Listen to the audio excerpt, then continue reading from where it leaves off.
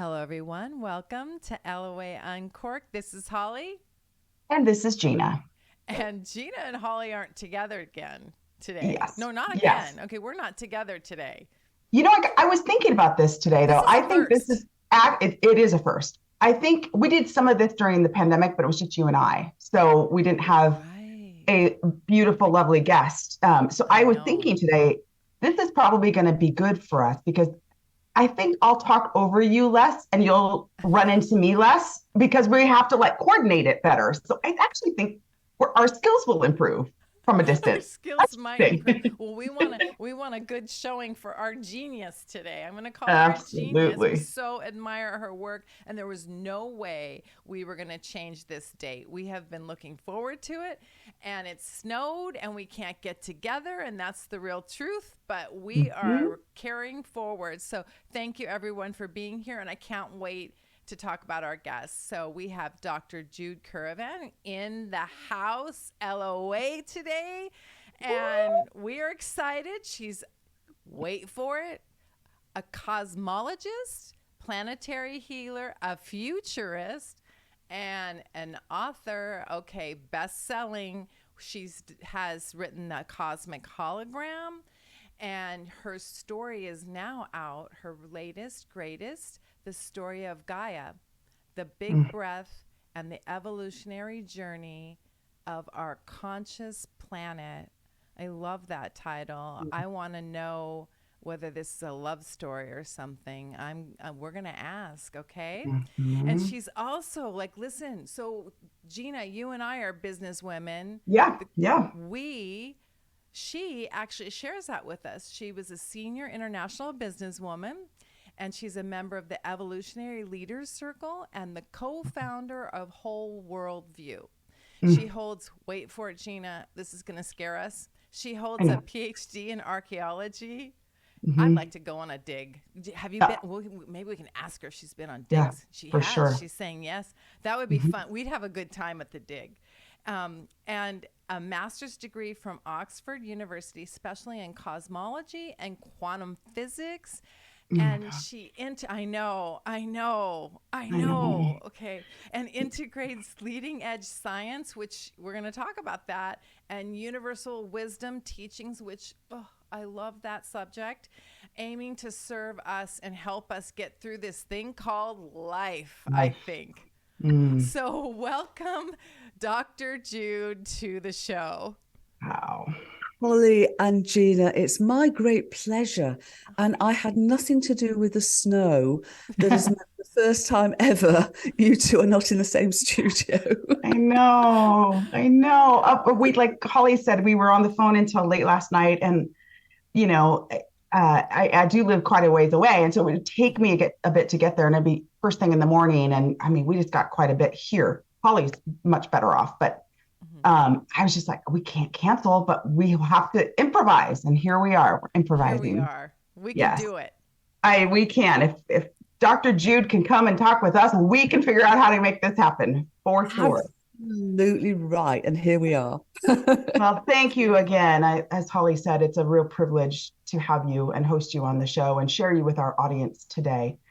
Holly and I were chatting quite a bit about your background last night and kind of that final prep in addition to all the prep that's been done prior and getting our head around the conversation. And, I thought we would just start. Typically, we start with kind of asking you to share a little bit about yourself, which I think you can weave in here. But we really want you to share with our audience what a cosmologist is exactly and how you went from business Yeah. to cosmology. Like what was that shift for you? And if you could kind of share that story, I think it will really ground the rest of our conversation today, Dr. Jude. Well, and Thank Gina, we really kind of want to know whether our second half of life we could become a cosmologist. We're business ladies. Can we Yeah, I mean, change? I think I know the answer to that as I was popping my Fred Flintstones vitamins this morning. I'm pretty sure I know, but it would be good to hear how optimistic Jude might be about us. I'm so optimistic about you guys. Absolutely no problem. Because you know what a cosmologist is really about? Mm. Curiosity. Oh, Oh, And I sort of yeah. didn't go from being a business person to a cosmologist. I was a cosmologist essentially when I was 4 years old, because my mum used to say my favorite word of all time is why and my so that sort of curiosity about the nature of reality has been with me all my life, and that really at the end of the day is what being a cosmologist is about. So you guys are there, you've done it, you're already cosmologists. Oh, I I love love it. that We're answer. honorary cosmologists, Gina. This is a But good day. but don't you think, Dr. Jude, I mean, I think I see it in business even. I feel like there's a real lack of mm, practice, uh, nurturing of a curious mind and questions. Because Ooh. I feel like they're just, I find in business even that they're just, things are just so, and there's very few people pushing for the why and the historic understanding and how could we do it differently. So I'm just kind of curious, in as a curious person through life, if you find that that is an art or a skill that isn't shared by many for you. Well, I think as children we're all curious. We're all curious. I don't know a child that Yeah, isn't curious. yeah. But there's something in our societies that sort of over time sort of try to, or not try, but tend to push that curiosity, subdue it or peripheralize it or whatever. And the Mhm, other question that then tends to be asked is more about how mhm, rather than why. And for me, they go together, but why is a deeper question. mhm. And then the how sort of presents itself. But, there's always a why. There is always a why to Yeah. something. If we don't ask that why, we tend to skate on the surface of the how.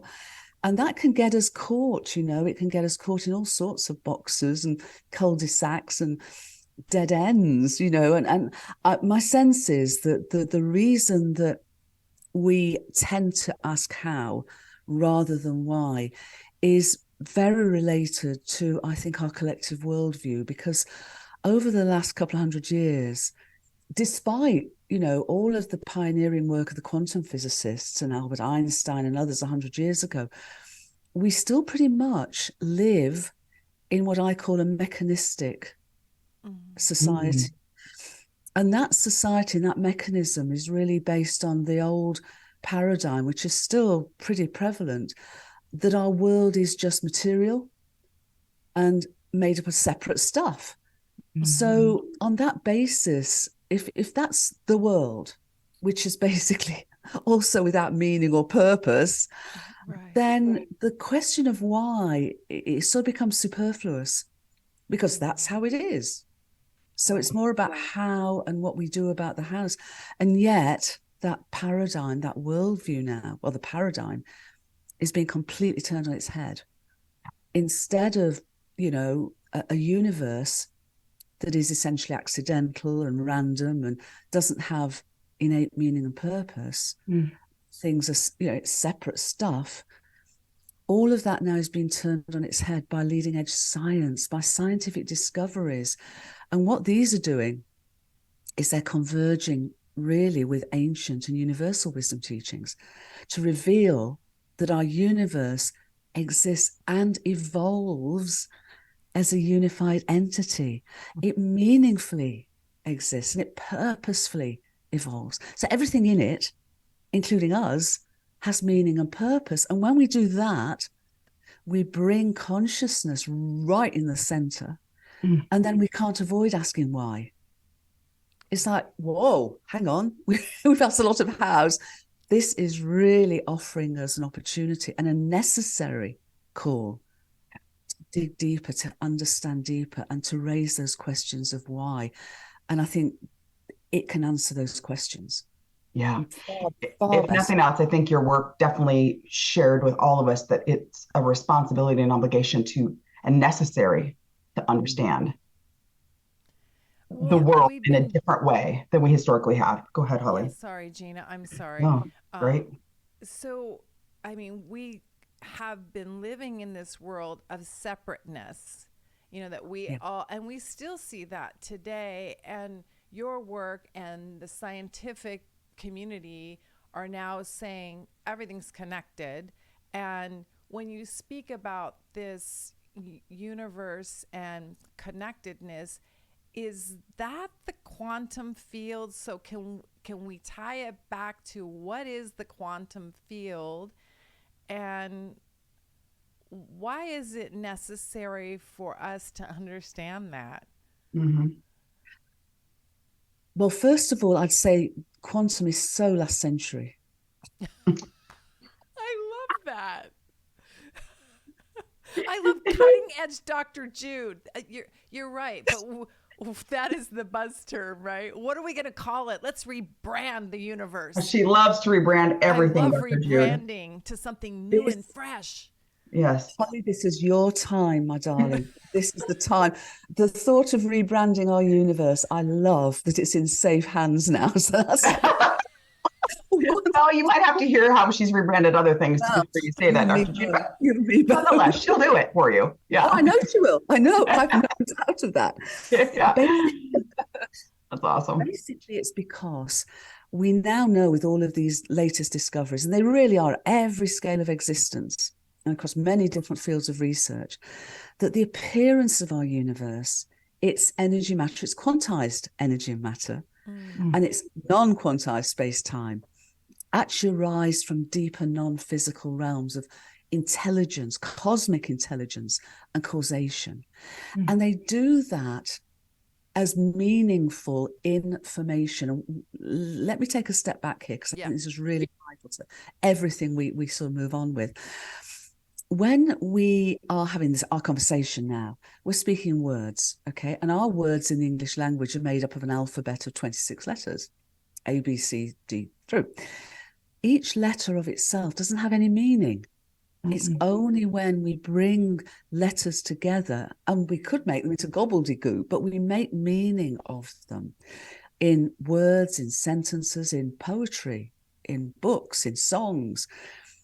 What our universe does to embed cosmic meaning as our universe, it actually uses just 2 letters of an alphabet, and they are ones and zeros, just like our digitized technologies. But our universe does it with just those 2 letters. And it does it in a way that then when they accumulate into atoms and molecules and stars and planets and people, the meaning of the entire universe is expressed and manifested.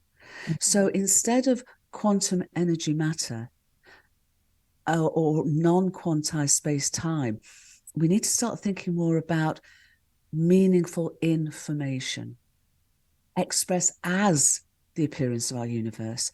And of course, quantized energy matter is perfect for that meaning, because of its, what quantum means is package, which are essentially like notes of music. If there weren't notes of music, there'd just be a sort of continuum, but we wouldn't have the Beatles, we wouldn't have ABBA, we wouldn't have Bach, we wouldn't have Mozart. We have all the music we have because of individuated notes of music that we can see as diverse, but they're not separate. Equally, the information that informs energy matter, the quantized nature of energy matter, is key, because it then is notes. It's the notes of that information that then can be expressed and shared and manifested and experienced. So the quantization is vital, but it's not the most fundamental understanding that we now have. Yeah. What we now have is that all the appearance of our universe is at its ground of being is meaningful information. So I'll stop there so that we can see how you respond to that. But I know the second part of your question is, why does this matter? Because we are part of our universe. Yeah. We have innate... We're part of the ones and the zeros. Right. We are. Yeah. We are. And it doesn't make it not real, Holly. That's the way that cosmic consciousness creates what we call our universe. Reality is real.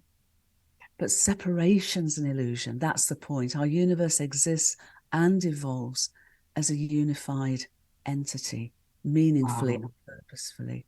And so we have meaning and purpose. So this old paradigm that was essentially without meaning and purpose, was essentially a random accidental story, is now being revealed as being fundamentally incorrect. And it's not to blame anyone. There's no shame or blame or judgment here. Right. There's a journey that we've gone on, and we've now to a point where we've discovered a lot, but now we need to remember who we really are if we're going to continue to survive and thrive and hopefully evolve as a species. Okay, I love that. So you say in your book, nothing is random, and we love that comment. So it feels like if there's zeros and ones, and we all have part of that or a string of those to make us, I don't know, it's fun to think about that, right? So nothing is random. Can you talk about that? Well, what we see is we see at all scales of existence the patterns of this meaningful information. And they have a number of names, but one name that you know may be familiar to quite a lot of the folks who are with us are fractals. Yeah. And fractal patterns we see not just throughout the natural world, but we see them in collective human behavior. So when, for example, we analyze an ecosystem, say the Amazon basin, and we look at all the information that makes up its plants, its trees, its animals, all of it, we find fractal patterns throughout that ecosystem. When we investigate the internet, the studies that were done fairly early on in the internet, because it's got so vast now, but the early studies showed that all of the websites, the nodes, the URLs, all the techie stuff that I'm terrible at. But when we analyze how the internet is, even though it came out of a number of what appear to be separate investigations, nonetheless is fractal. The patterns in an ecosystem, the patterns in an internet are the same. And we find this throughout all reality, whether it's human behaviors or what we might have hitherto called nature or the natural world, and at all scales.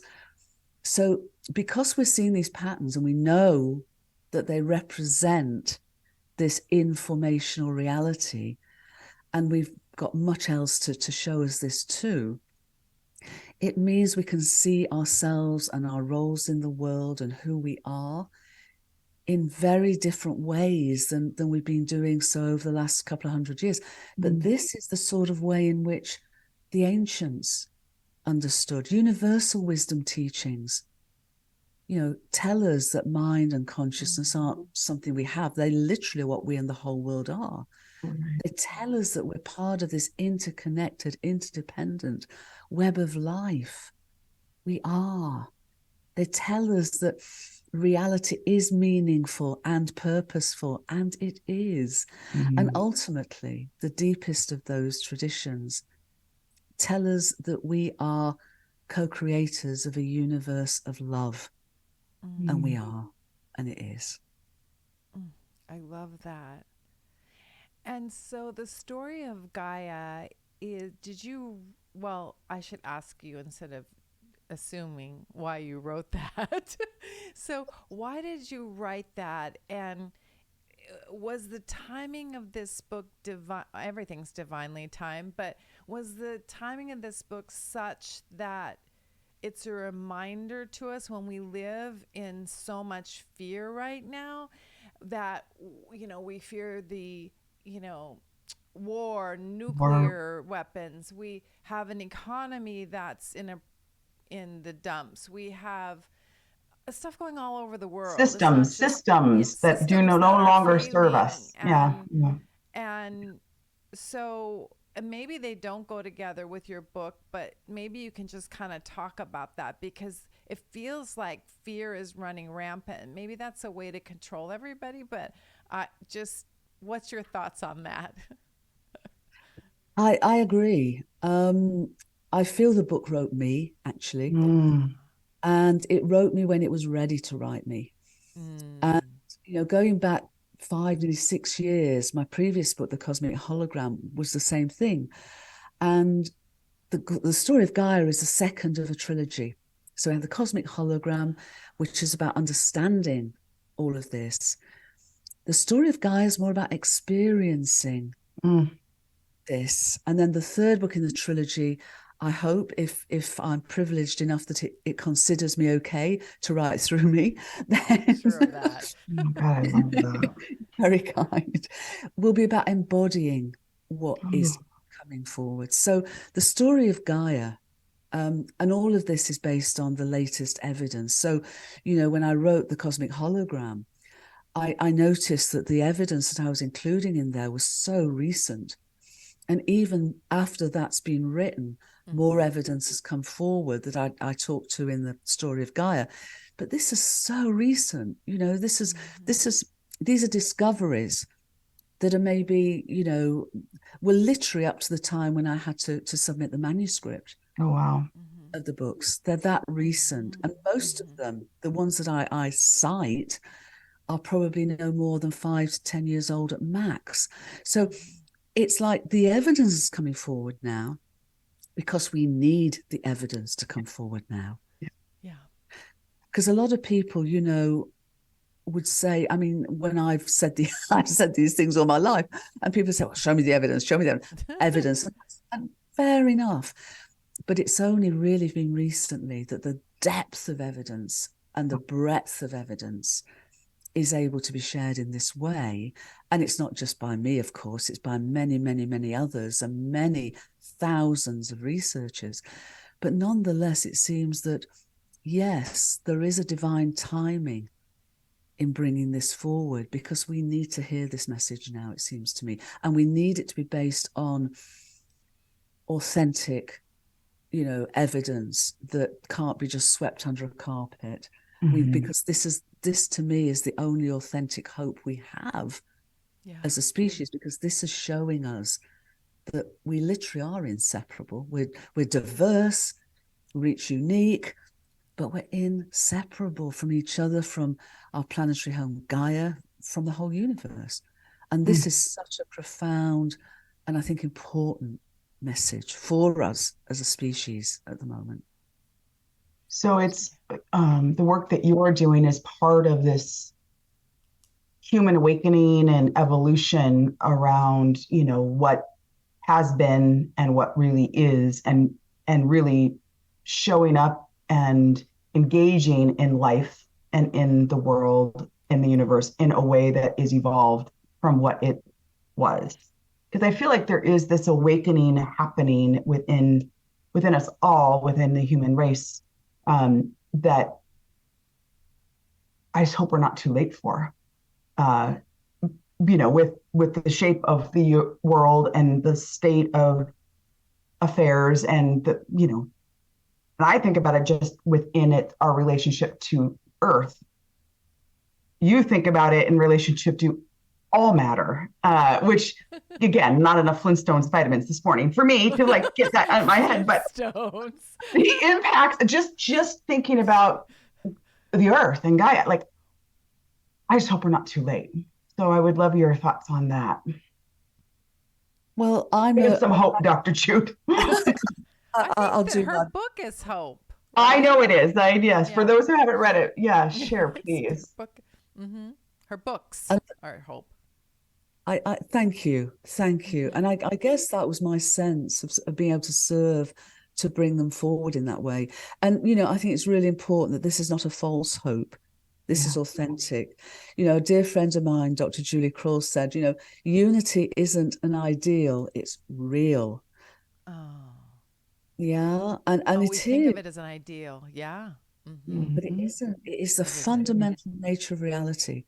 Our universe exists and evolves as a unified entity. I mean, we're even taught, just to sort of get us, on the line, that, the old paradigm of meaningless and purposelessness and accident, the very name we give to the origin of our universe has been the Big Bang.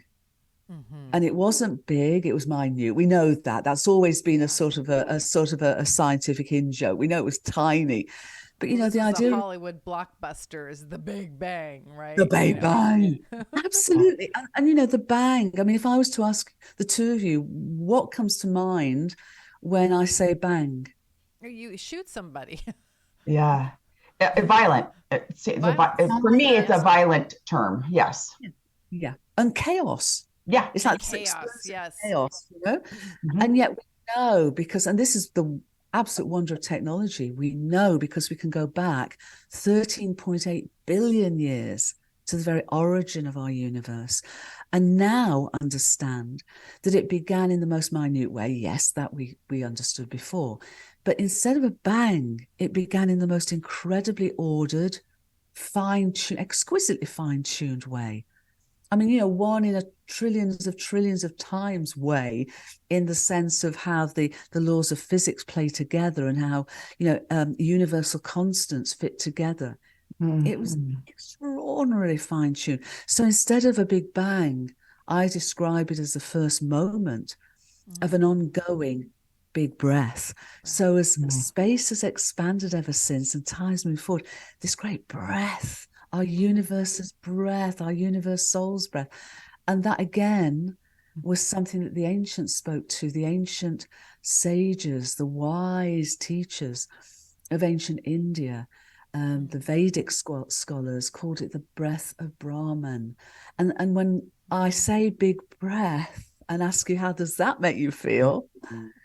It's expansive, it's ordered, it's good, right? Life-giving. Life-giving. Yeah. Yes. Like Yeah. breath is life. Mm-hmm. Yeah. Exactly. And isn't it wonderful that the word that the ancient Indians had for breath was the same as for spirit, which is prana. So bringing this together in this way, and we have the evidence that this is the way, almost brings it back. It's like the whole universe breathes through us. When we breathe, we're breathing the whole universe. So there's an incredibly intimate relationship just by renaming how our universe came into being. Wow. You rebranded even that. I love you, Dr. Jude. Okay, it's so good. So I want to get your opinion of something. So when I just recently, we know astrology, and I was talking to somebody and they said, well, that's not God. And, that was just recent, Gina. I got that. Yeah. And I thought, young people kind of like it. It's on the Snapchat and all the social things for like young kids, your sun, moon, and rising. And so the question is how does this science interrelate with religion? We're in a progressive part of the United States in Seattle. Not everybody thinks like us. There's a lot of people that don't think, and just astrology threw people off. How does that interrelate? And then the other side of that is we really have a passion about teaching children about consciousness from a very young age. And we'd love to change or adapt the public school system so that we grow up knowing we're breathing in the universe. We are one. We're not separate, and bring more love into, instead of like learning about all the wars. We're like, really? Okay, And so what's your opinion of how to integrate this cutting edge? I mean, when you talk about it, it calms me. It's expansive. How do we get everybody on board with that? Well, a lot of the work, thank you for that, really light question that I can answer in probably about 10 seconds. Not. This is fundamental. This is vital, isn't it? Because, how we teach our children is crucial to how the whole of our future, the direction of the whole of our future. And we've been teaching our kids that, essentially they're part of a universe without meaning and purpose. So what does that say about them? And we've been teaching them that, everything in our universe is separate from anything else. So what's that teaching them about themselves? Having said that, and I know, and I think any parent pretty much knows, that our children come into this world knowing they're inseparable, and so when at an early age they begin to realize that their earth walk is one of individuation, it's still individuation as part of a community. It's only when we teach them this separateness that then becomes, extreme individuation. And of course, with that comes a lot of fear of the other, fear of folks who aren't like them. So I think this is why this is so fundamental. Yeah. The other thing you asked about religions, there's an old adage, so many paths up the same mountain. And I work with many people in the Parliament of World Religions and into spirituality and into faith groups. And I think this new story, this new narrative is so whole that it has a place for everyone, whether someone is religious or not religious, whether someone perceives themselves as spiritual or not. And I think the key to this, though, is what my dear friend Elizabeth Sartoris, the evolutionary biologist, talks about, which is the metaphor of the piano keyboard. And she says, think of a piano keyboard, and you've got the low notes at one end and you've got the high notes at the other end. And, there are folks in the low end, as it were, and I'm not sort of judging low and high, but, those notes, and they see the high folks and go, oh, that's not for me, that's nonsense, that's spiritual, or I don't believe in it, or whatever it may be. And you've got folks along the keyboard and at perhaps the top end who sort of, denigrate others that don't have the same view. The reality is all of us are part of a cosmic piano keyboard. And our consciousness ranges from the most grounded physicality to the highest levels of spirituality, and they're not separate. Right. And yet many religions have sort of almost made the spiritual and other separate. Yeah. And yet for me, I would say that God is our universe. God is everything. How could something not be God? Or to use another word, Allah, use another word, great spirit, great mystery, cosmic mind. Because what we're finding is what those most profound universal wisdom teachings have shown us, is that we are ultimately all one within that multidimensional, our multidimensional universe and an infinite and eternal cosmos. So within that, this isn't to fear, it's to welcome. Yeah. Because this is a world of love. This is a world of life. This is a world that is empowering, and where its unity is expressed not just in diversity, or even beyond that in inclusion, but I talk about unity and belonging. We all belong. Yeah. We don't have to ask permission to join this party. we belong. You were intentionally invited to this party, right? You don't need an invite, you just show up. Right. You were part of the matter coming together and being here at a certain time. I love that.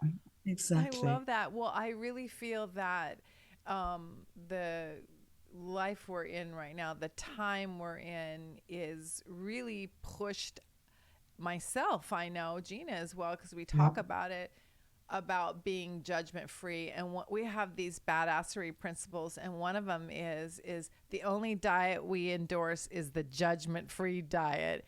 But I will say that with what's happening in the world, you want to judge everything. And so it's really brought me into a more humble place, that even though this is one of my principles, I struggle with it. I think we'll always struggle with that since we're human. I mean, I haven't risen above that yet, but it is something that we try to strive for right now. And it's pushed us, with everything that's happening in the world. I absolutely understand that. I guess perhaps a slightly different perspective on that is in my experience, when I judge something or a circumstance or somebody, I'm projecting me onto that circumstance or somebody. Yeah. And yet I would also feel that instead of judgment, discernment. Because for me, discernment is how I feel about something, not imposing it, but how it makes me feel.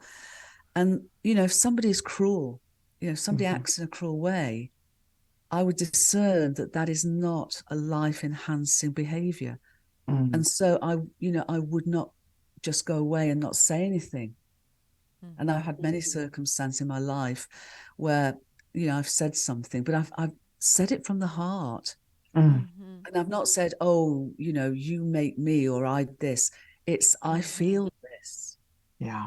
And I feel hurt by this, or I feel unheard by this, or it's how it makes me feel. So, and I find that quite helpful when there are circumstances that are quite challenging. But I always have to, you're right. I always ask, like you guys, I always have to ask myself first, am I judging here? Yes. Right. Yeah. Right. No, right. but I love that refinement. Very, very refinement. well, because without discernment and without people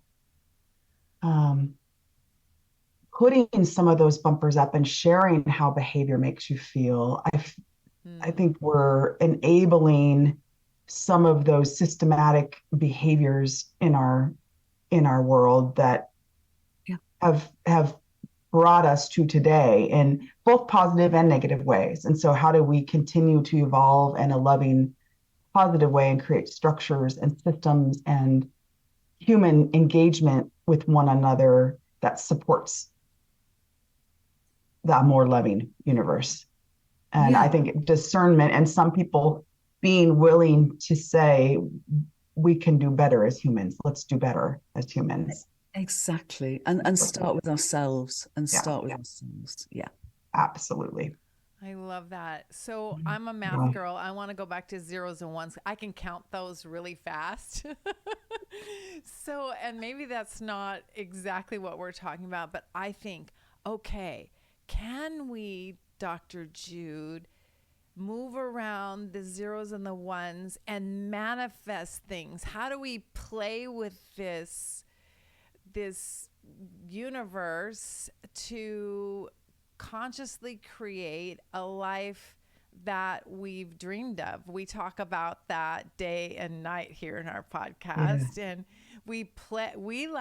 Gina and I play with the universe, and then we laugh at it. Okay, we're like, you're so funny. Okay, and we have I think it's technically laughing at us, but nonetheless, I agree with you. I think the universe is laughing at us. I think so too. It feels that way sometimes, and I like it. I like it. We're laughing. We're projecting our laughing on them. Okay, we're like, oh, they're so funny. That is clever. So we actually spend a ton of time looking at what is the universe communicating and how is it communicating. And the more we talk about it and laugh about it and love on it, it seems like the more we play with the universe, and it plays with us. It's probably just batting us around like a cat, like Alan the cat is batting my stuff around, probably. But what do you think, Jude? Tell us the secrets. I can't wait. I'll give you, as we say here, my 2 penneth on this, or you would say 5 cents on this. We manifest whether we're consciously aware of it or not. Yeah. Because we are inseparable. Yeah. We are also informational beings, and our information expresses itself energetically. So we're radiating, we're vibrating, we're radiating, we're receiving, probably only a tiny fraction of the circumstance around us we're conscious, at this level, conscious aware of. There is so much like an iceberg beneath the surface. So our worldviews, in that sense, we tend to internalize, and they become below the radar often. So we act out our worldviews, that are there at the deeper level, even when we're not aware of that. So the more we can, in a way, and this is, inner work. It cannot be just the outer being. This is outer doing. This is the inner being as well. Mm-hmm. So finding time to sit quietly. I'm not saying meditation's for everyone. It's not for me personally. Mm-hmm. I'm not saying yoga's for everyone. It's not for me. Dancing to ABBA is for me. Love it. We're going on a dig, Dr. Jude. I want to go on an Archie dig with you, and we're gonna dance to ABBA. I'm gonna bring ABBA. out a speaker, I know. and we're gonna have a good time. Anyway, let's keep going. Sorry. Absolutely. So this whole thing is we can't not radiate. We can't not affect others, and they affect us, whether we're aware of it or not. So what we think, what we say, how we feel, what we do is part of that ongoing, interdependent, interrelational, collective, planetary sentience that I write about in the book as Gaia, but we're part of that. So to give an example of your point, Holly, about how do we sort of change this, I'll give you an example of two systems. We talked about patterns earlier on, and how ecosystems and the internet and all complex systems and all, the entirety of our universe plays out in this way, arises from deeper levels of causation. So people, who study earthquakes wanted to understand, is there such a thing as an average earthquake? Because if you can understand that, you can help to predict earthquakes more effectively. So hundreds, if not thousands of earthquakes have been analysed. And when they're analysed, there's only one relationship between them. There's no such thing as an average earthquake. Instead, if you have a graph of earthquakes and one axis is the frequency of earthquakes and the other is their destructive power, and we talk about this, we talk about the Gutenberg Richter scale you might have heard of earthquakes. It's a logarithmic scale. So if you plot frequency versus destructive power, you get a straight line on the graph. And that straight line, its slope says that there's only one relationship that connects every earthquake.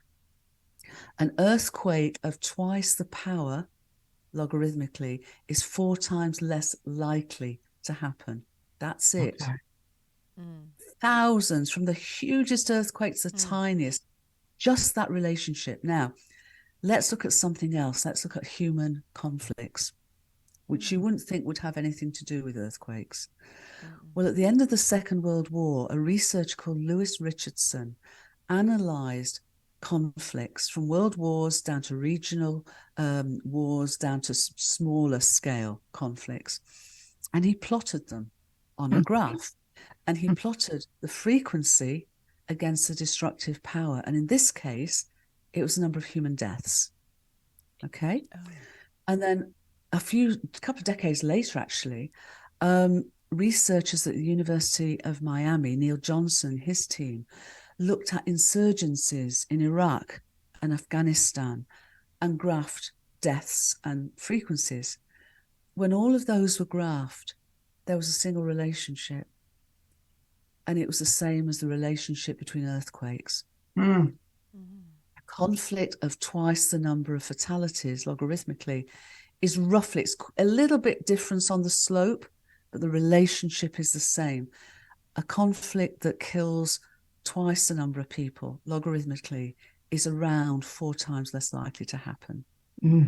So what this shows is that conflicts and earthquakes, like all of the appearance of our universe, arise from these deeper levels of causation. And they're called attractors because what they are is that if they're almost like a basin of information, but it's not yet physicalized, but like a basin of information, of data points that's dynamic and moving. And if a circumstance, a situation like an ecosystem is able to hold within its boundaries, then it will be stable. But if circumstances mean that, it can't hold within its boundaries, it's like a basin of water and the water and it's starting to do this and it gets sloshier and sloshier, the ecosystem can't hold and it breaks down. and then it can actually reassemble Okay. at some point into potentially greater complexity. Now, let's take this back to human conflicts. The attractor basin that underpins all of our behaviors is our collective level of consciousness. So if our collective level of consciousness is one primarily of separation, then conflicts are a natural appearance of that, as are inequalities, as are, all the things that we find in the world. Sure. Because of that perception of separation. A worldview of wholeness, of unity and diversity is at a higher level of complexity. So instead of conflicts, in such a perception, if there's enough data points or enough people points in that consciousness attractor, then peace is the natural outcome. Then equalities are the natural outcome. Then unity in diversity and belonging are the natural outcome. And we're at a point now, it seems to me, that that old attractor of separation is breaking down. Yeah. Because it cannot hold, because we are in an unsustainable, existentially threatened situation. So what that happens is that breakdown of itself involves fear, but also at the same time, and this is what's happened throughout Gaia's story, throughout that whole journey of Gaia, when there's been a breakdown of the old, there's been a breakthrough of the new. And that's been in terms of biological complexity. We're now talking in human terms of evolutionary consciousness. So the more of us that wake up to remember we're inseparable, the more of us that make a choice to be kind, the more of us that make a choice not to be judgmental, but be discerning and involving and inclusive and joyous and grateful, the more that higher level evolutionary attractor is potentizing. And that's why we're seeing that now start to emerge. Oh, I love potentizing, Gina. I love that. That gets me excited to be like a chemist or something, because we can do that. Like, we all have the power to show up and in a way that is pulling up the energy levels, right? By all those, just, it feels like what we were taught as a young kid, do unto others and treat others the way you'd like. It's simple things. I mean, we were taught it at the most small, at the youngest age. Absolutely. It's and just that golden rule, yeah, Gina, is universal. You find it. A friend of mine analysed the wording of the equivalent of a golden rule across 19 different traditions. And of course, the golden rule, because it comes from that, what I'd call that deeper spirituality of organization, not the organized religion, but from that deeper sort of insights, that wise, loving insights of the founders who knew we're inseparable, who knew we are inseparable. If you actually look at the golden rule, do unto others and our planetary home, Gaia, as you would wish to be done to, in a way that implies there's no separation. correct. Because there was that understanding there. So it's a simple principle, but it's based on profound wisdom. Yeah, it infers equitable exchange, equitable, partnership. Do unto others as you would have done to, like, it infers there's a sameness. Yes. In terms of how people will want to be treated is no different than how you would want to be treated. And your humanness is the same as others. So exactly. honor that. Yeah. And also when you harm others, we do. I mean, we know this, from what we've been sharing. We do harm ourselves. So it isn't just somebody behaves unkindly. They're not just being unkind to someone else. They're being unkind to themselves. To themselves. Yeah. Yeah. I love that you are doing this beautiful work that gives us the why, that gives us the science, that gives us this inspiration. And then I think it's up to us, Gina, and all of our listeners to spread the love, spread the unity, and the message as much as possible. And that's how we raise all of our consciousness, for sure. Yeah, absolutely. Exactly. And it's an invitation, isn't it? I mean, It is. Holly, what you were saying earlier about judgment, and we were chatting through that. This isn't an imposition. This is an invitation. Yeah. Yes. That is so very true. I mean, for most of us, it's just, like you said, being still and quiet and intentional about how you live your life. And, recentering, because as humans, it's easy to get lost in the wilderness as we're walking through life. There are times where you can, without friends or guidance or beautiful reminders that I get all the time from Micah Holly, you can easily find yourself slipping into some of those habits that are less supportive of raising the human vibration and creating that world of oneness around you. And that if we all did that, we'd get there. But you have to model the way too, and it's easy to slip. And so I feel like what you were talking about just being still and it's an internal job, and it's not hard work. No, it's not. It really is. And this is the point. It is simple. It really is. But sometimes it isn't easy. And that's why it's so important that we have each other, and that we link up and lift up together, in our great unity and diverse belonging to look forward together. And I think this is our time. And, I'm just so grateful for the work that you're doing in the world, because sharing this joyfully, is just so important. This isn't heavy. No, you have to have fun too. Yeah. We still have to have ABBA and the Beatles and. I'm dying. What's your favorite ABBA song, Dr. Jude? Let's get to the real important stuff here. I've actually danced to Dancing Queen on Broadway with Jean Houston, a dear friend of mine. Oh my God. And Awesome. Okay, that's as cool as the archaeology. I'm just gonna say that is just cooler, cool. maybe, but maybe, yes, I don't want to judge. Oh, I love that. That's amazing. I love that. Well, Gina, I think that we're coming to, sadly, listen, not only could I listen to Dr. Jude forever, but just to her voice, but now I just want to follow her around. Okay. So you better get the papers ready. I am. Yeah. Dr. Jude, on a plane, and I'm going to start stalking her. She does have a habit of being a little too close, too fast, and stalking potentially. So I'm going to fill out some paperwork. The good news is you're across the pond, so it's a little harder for her to get there.